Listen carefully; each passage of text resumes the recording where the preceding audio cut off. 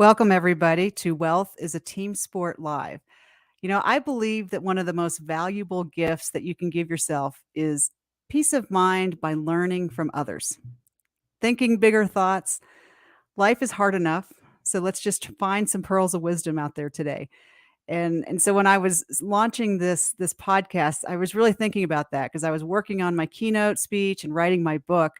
And I just really realized that everything in life I think that does well is works when you have a team. Because when you try to do things by yourself, you're just going to end up being limited by the amount of time you have. So it's never a question of like, could you? You can do anything, but there's just only so many hours in a day. And how do you bring these teams of experts around to help you and support you in these different ways? And I think that's what really has been the key for my success. And I think for most people that I talk with. So with these podcasts, what I'm doing is I'm just interviewing these amazing people who are experts in their own spaces. And then, of course, we bring it back to talking about money because I think for everybody, like it or not, I don't think for most of us money is that important by itself, but it is the tool that lets us have experiences and take care of our families and do those things. So we kind of pull that all together. So for those of you who are brand new to the podcast, welcome. I'm Tara Nolan, and I'm known as the advisor who helps you achieve and retain the lifestyle you want. And so, for me, business success starts with relationships. And trust is one of those key ingredients of any good relationship. And it starts by sharing knowledge and stories. Because how do you build trust? You can't just go, "Hey, trust me." You have to you have to have, build some relationship and then do what you say you're going to do. And so that's what, this is all about. So I'm going to introduce you to my fabulous guest, AJ Harper, today, because she is just, she's a rock star on so many levels. So let me read her bio and then we're going to jump into this interview. AJ Harper is an editor and publishing strategist who helps authors write transformational books that enable them to build readership, grow their brand, and make a significant impact on the world. As a ghostwriter and developmental editor, she has worked with hundreds of authors, from newbies to New York Times best-selling authors with millions of books sold. AJ is a writing partner to business author Mike Michalowicz, and together they've written 9 books, including Profit First. So, AJ, welcome to the show. Thank you. I'm excited to be here. So, I just thought I might start out by just, sharing my personal connection with AJ. Is I was in the process of up-leveling my business, and I was just looking around for, what that next step is, and I knew I've always been told that writing a book was the key. And I've kinda had this book outlined for a while, but it just wasn't really going where it needed to go. And through a series of events, that 6 degrees of separation, I got connected to AJ. And, one of the most memorable things I love that she started out with was talking about stories. And in my background in the Air Force, I was taught to be very, like, succinct, get to the point, don't waste our time. And AJ, like, said, "Whoa, whoa, whoa, welcome to the real world where the rest of us live, and you have to have stories to start connecting with people," and that's kind of where it started. But, AJ, reading your bio, you're super accomplished, but can you just kind of talk a little bit about, you know, what inspired you to make writing, like, what you actually do, like, not just a hobby? Well, I read Little Women by Louisa May Alcott when I was very young, and Joe March goes and gets a publishing deal. And when I read that, I thought, oh, you can make that your job. And so that was it. Yeah, that was it. I was a playwright for a really long time and then went back to books. But I knew from a very young age, I'm one of those rare birds that knew what they wanted to do right from the start and then stayed on that path. It didn't you have some early successes as well? Yeah, I mean, I was lucky enough to have some great mentors in the playwriting community in Minneapolis who took me under their wing and some good opportunities there to really develop my craft. For sure, it was a good time when I was very young and starting out. And then, like anybody else, who is a writer and trying to make a go of it, there are bumps along the way. And the biggest problem of all, I think, is committing to it, making the decision that it's going to be your livelihood, the thing that you're going to do. Because until you do that, the money thing is always a problem. You're always feeling like um I remember my dad was constantly telling me, I really think that you should get a teaching degree. That would be great. Right. You should get a teaching degree because then you can you can have a backup plan." And I did have a backup plan. I had a regular, what we call in the arts, a straight job, A straight uh, job. for a long time, and he just was worried about me, and it wasn't Mhm. actually until I made the decision, I actually cut myself off. I said, "You will never have another straight job. This is the last one." And then when you make the decision, it forces you to find a way. I love that, and I one of the testaments to your expertise is I remember, like, in high school where I went to school, the threat the teacher always had is, "If you guys don't be quiet, we're gonna make you write something." And when I was in college, the first paper that I had to write, the teacher put on note on the paper that said, "I gave you a D because I didn't have the heart to give you an F." Yikes. So I love that one of the things that you do with your writing workshops is you say everybody can be a writer, everybody has stories to tell, everybody has something, and you're just it's so motivational and that's just something you don't find in a lot of places because I think a lot of people try to act like there are the haves and have-nots, if you will. So how did you kinda develop that? Is that always been part of your personality, or is that something you came to through different experiences? Develop the craft of writing? No, just be so supportive of your authors in your Oh. workshops. Oh, I think it's just me. I don't know. It just it doesn't, I mean, look, if you're gonna be a writer, rejection is just part of life. I have a very thick skin about it. Um, but I actually don't I've been in really cutthroat situations, and I saw that they don't always really help. So, in my view, what does help is being supportive and finding a way to help people understand things. It's Anybody can write, but it's the craft of writing that you have to learn if you want to write a book. So, and there's a craft to writing a book that's very specific. It's different than writing a play or a screenplay or a short story or an essay. And it's not rocket science. So it's just need someone to take you by the hand, but it's also terrifying. So how would it be helpful if I decided to make you feel bad about that? Writing makes you feel bad all on its own. So Writing makes you I don't feel bad I don't all on really its need to own. help that along. I love that. So we're gonna get to your book in a minute, but I wanted to just talk about so you started out doing playwriting, and then how did you end up becoming a ghostwriter? Well, I told you I made that commitment, and I said, That's it. I'm never going to have a straight job again." But I had a brand new baby, and we had just moved from Minneapolis to Brooklyn, New York. And so this was maybe not the brightest time to make that declaration to the universe, but I just thought, okay, well, if I'm going to make money from writing, it has to be from any kind of writing because playwriting is just like one rung above poet in terms of how much money you get paid, which is nothing. So I think I don't know. I think the first check I ever got for a professional production was $16. So, and I was excited to get it. Mhm. So it wasn't realistic for me to say it can only be playwriting. I made that declaration, so I said, "All right, I'll do almost any kind of writing as long as it's legal and doesn't hurt anybody. I'll go ahead and do that." At the time, there was a website called Elance, and I think Upwork bought it. Oh, So yeah, this I know about that, yeah. so this was 2005. I had an infant son, and I had no writing samples except for plays and no references except for other playwrights. So I had to just start by learning how to be a freelance writer and writing a bunch of different kinds of things and just trying my best to learn the industry. And within a few months, I less than a few months, I was hired to do a short book, and I didn't know what I was doing, but I said I can learn. So I did. And eventually then I had enough experience on there that I was able to get this one job, which I actually write about in my book, which is a full length book in the prescriptive nonfiction genre, which is actually my specialty now. And think personal development, business, self help, spirituality, fitness, relationships, that sort of thing. And that person was very happy with that outcome of that project and then started referring me to all of their friends. So that's how that happened. Within less than a year, I was writing personal and professional development books exclusively.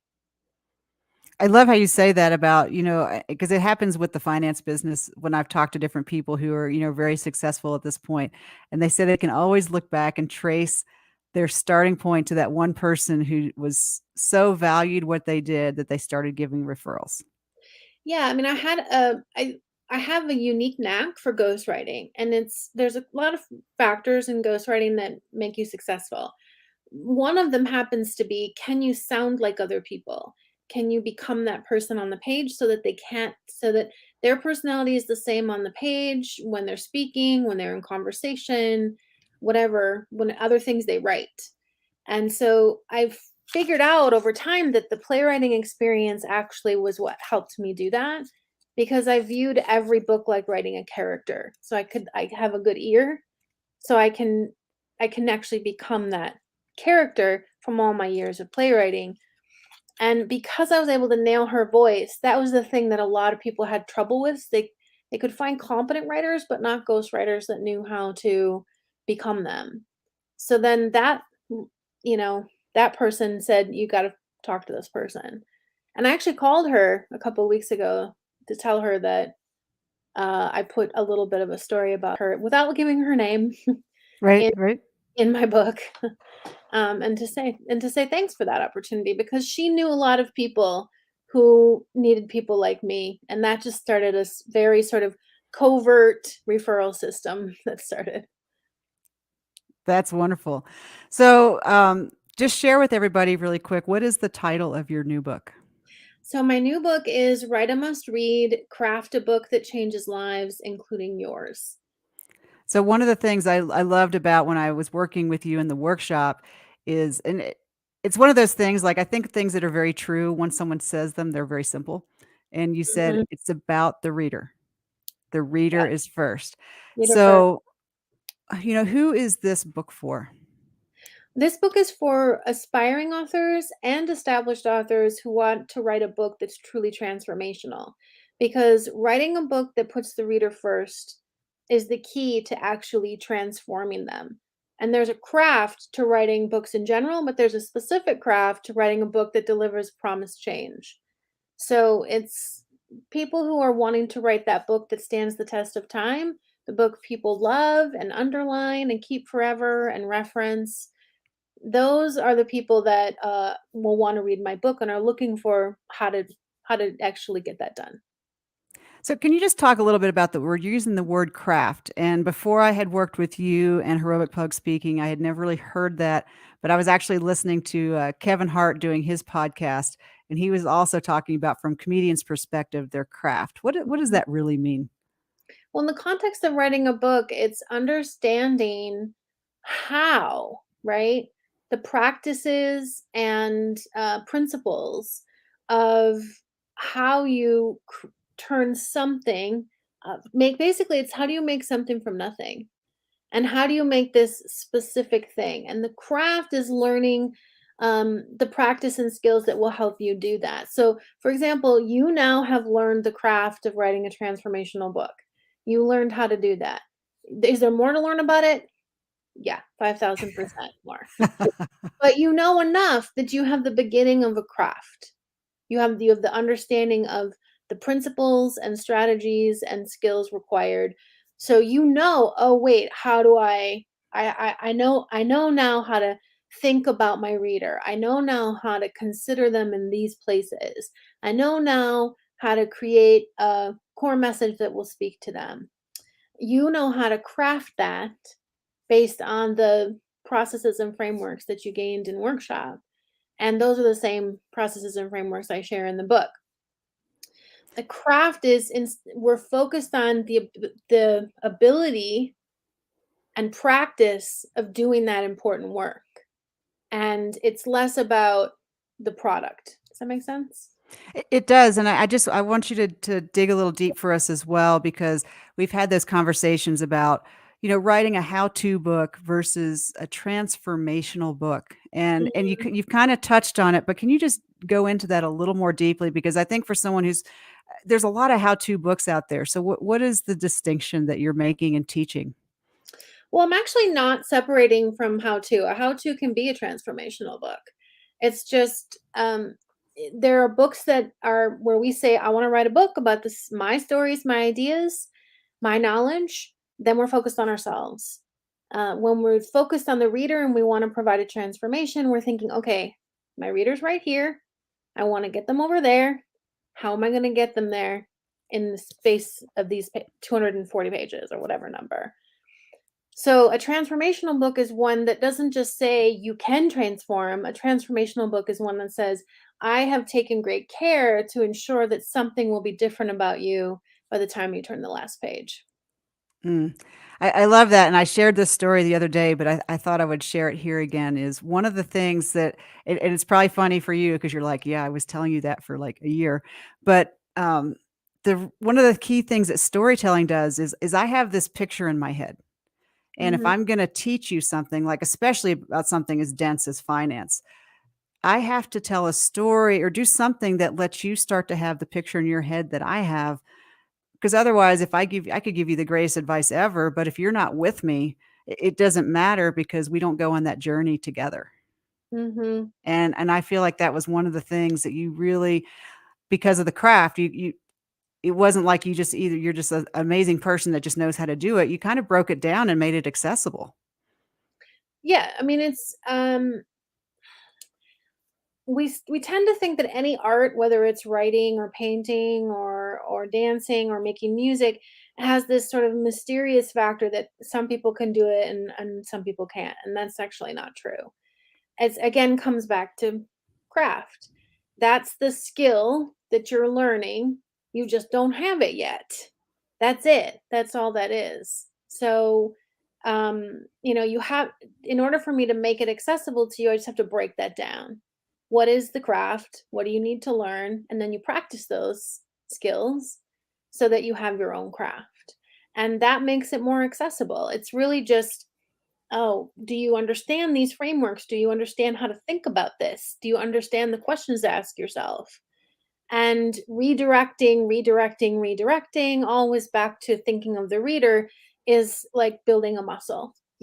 But once you I learn that, it's very accessible. It's actually the easiest thing in the world to apply reader first because you just keep saying it to yourself. I love that. So, like, I know one of the things that you taught us with our book, like, we spent a lot of time on the opening, on the intro, and then the first chapter. Do you Mhm. have, like, a story that you can share from one of those that kind of, like, connects us right away with what Reader First is about? Because 'Cause I'm excited already because I know the awesomeness that you do. Well, it's like we've all read books when we open them that feels like the author is speaking to us, and then maybe by the end of the first chapter, you think, "Huh, I mean, this is exactly what I've been saying. This is what I've been talking to my spouse about. This is what I've been feeling inside. How is this person reading my journal? How do they know these things?" That makes you wanna read more, and it helps you to have confidence in the author, and that's the first part of putting reader first is, can they see themselves on the page? And listen, most humans don't feel seen. Most humans feel like nobody sees them, or they are misunderstood, or they aren't heard enough. And so it's such a gift to open a book and feel like that person is speaking directly to you. That's the first part of reader first. And so that's why chapter one is crucial because you have to help a reader feel like you're talking to them, not at them. Yeah, I love that. It reminds me that the thing I remember from philosophy talking about Aristotle is that there's truth and then there's truth with a capital T. And a truth with a capital T, it's true whether you know it or believe it or not. And to me, that's like one of the things that you're doing with this book is you have to talk to the reader. Now, what's your if someone picks up your book, like how would you envision like a what would success look like? Or what do you want the reader to really get from your book? Well, first and foremost, I want them to think bigger and ask more of themselves. I think that we've made a mistake in publishing over the last 15 years or so when we made it easier for self publishing. For everybody could self publish for not even that much money. That's great. I love that. I think accessibility is important. That said, I feel like that we got rid of a bunch of quality controls in the process. And I want people to think bigger. I don't want people to think, okay, I'm just going to get my book out there.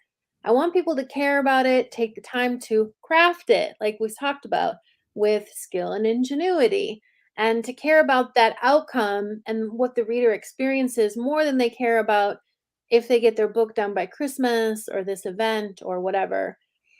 And so it's my hope that I can inspire people to toward excellence in writing books. Even if you have, if you're just starting out, you can still write a better book than the one you set out to write. You really can. You just have to practice at it.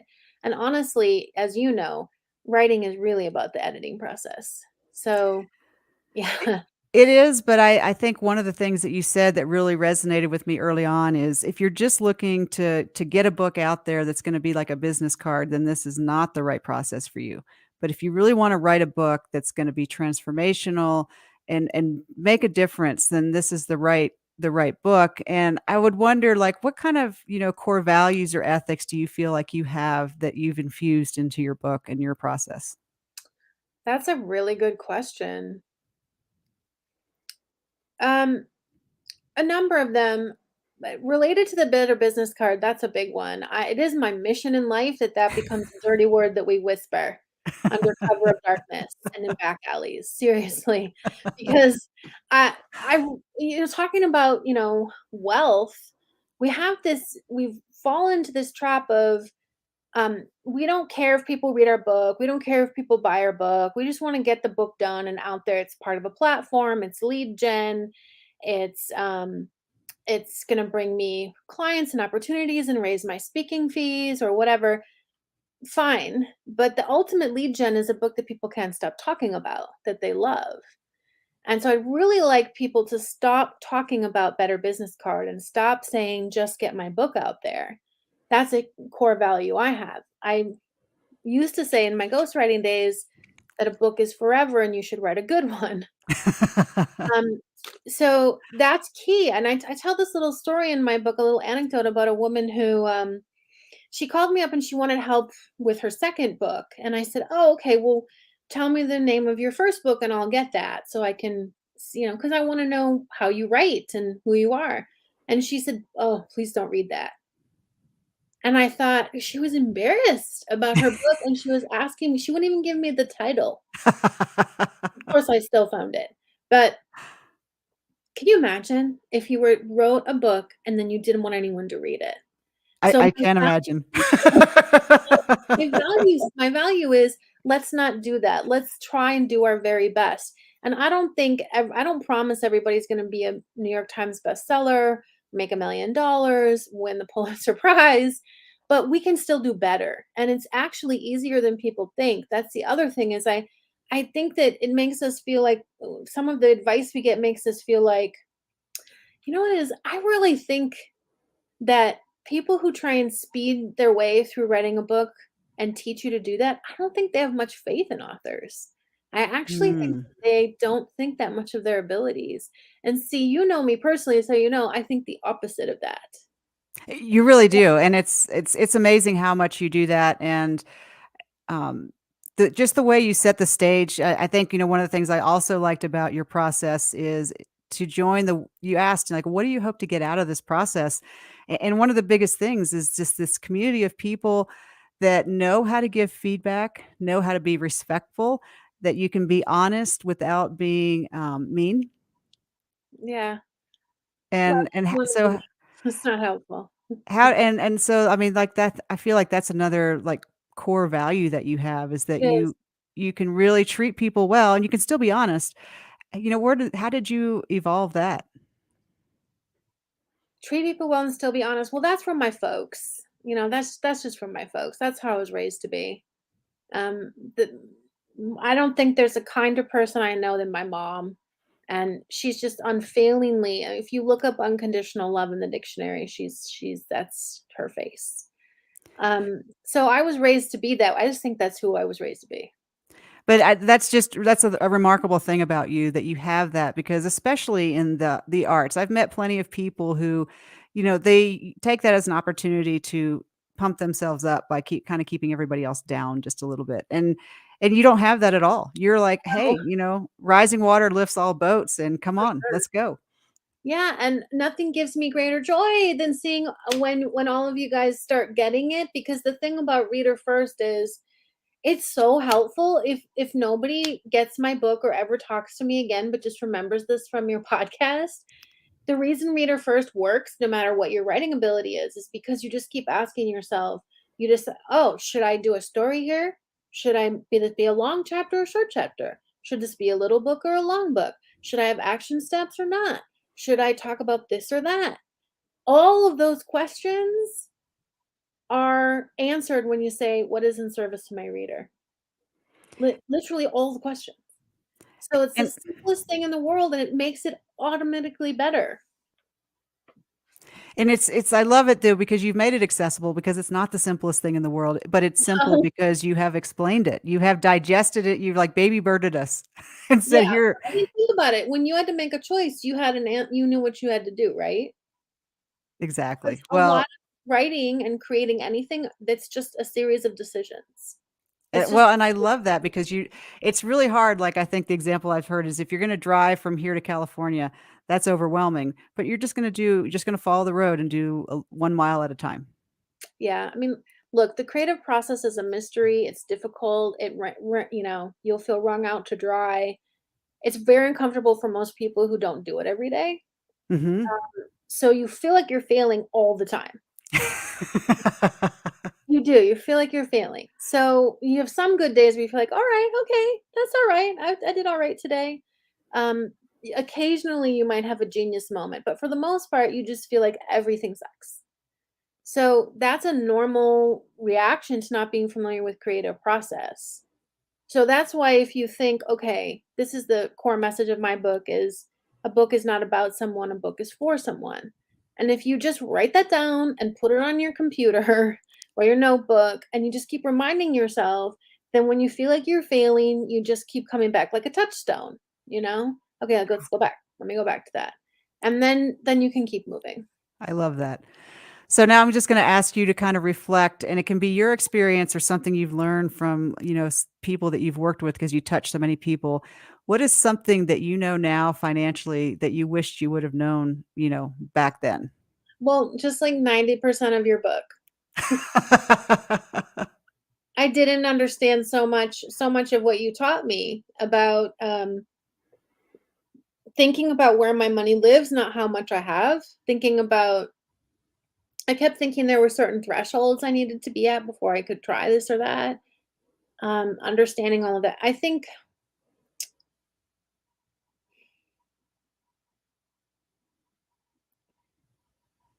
the biggest thing for me, honestly, about that I wish I had known about money is that I should learn to ask for more. That's actually not as related to what I think you were gonna ask. I'm not sure. No, that's actually totally spot on, and I love that you brought that up because I have, as I interview different people in a lot of different, especially in the creative areas, people don't ask for their value. No, they don't, and, part of it is that a lot of the arts are an apprenticeship model culture, and that's shifting a little bit, but we're instructed that we have to pay our dues before we can earn Hmm. anything, and I do actually respect that process, honestly. I passed the cheese tray, I ran the errands, I made the coffee, I did all those things so I could sit at the feet of the people I wanted to learn from, and I don't regret a single minute of it. So I'm not dissing that model, but I think what happens is we don't really leave it. We don't know when we graduate to being able to earn something. Right. And so we just keep accepting our $16 checks. And I think if I had, if I think if I could go back in time, I learned to create opportunities for myself. I learned to say, well, I don't see that thing there, but I'll make that thing. And I wish I would have done that sooner with respect to money. Right. So finding ways, because remember I said earlier I made that decision. Once I made the decision, I just said, well, I got to figure this out. And so I figured out how to make a living from writing. It isn't always going to look at like what you think it's going to look like, right? No, I can testify to that. But I think if I had made a decision earlier and then asked for more to get, to meet that decision, that would have been a better reality for me. Okay, that's a really great piece of advice. So, how can people get a hold of your book and connect with you? So my book is available for pre-order right now on Amazon and any retailer people like to use. It's called Write a Must Read. You can also go to my website at ajharper.com where there's information. And I'm on LinkedIn. You can find me there if you want to connect. So, for anyone who's out there, definitely buy AJ's book, and I think you wanna read that first, and then I think you're just gonna be so motivated to connect with her to join one of her workshops because that just keeps up leveling it, like it's like the read that you do to prepare your mind for what she's gonna do with you, it's gonna be a forever relationship, so definitely get a copy of the book. AJ, you've shared so many key nuggets with us. If you had to leave us with one bonus concept, if you will. What would you want people to remember from this interview? That you can make a difference with your story. That's what I hope we can leave people with. You can make a difference with your story. Yes. One more time then, how do people get order your book? Amazon's fine if that's your jam, but it's on all the other retailers, anywhere that you wanna order that you like to order from, it's there, Write a Must Read. AJ, thank you so much for sharing with us your new book and some of your insights and your background. What an amazing conversation we've had today. Thanks, Tara, and congrats on your book. Thank you so much, AJ. So, everybody, I look forward to hearing about your success. When you buy AJ's book, you will be so glad that you did. And I look forward to joining you again when we have our next amazing interview. So let me know how it goes and take care, and we'll talk with you next time.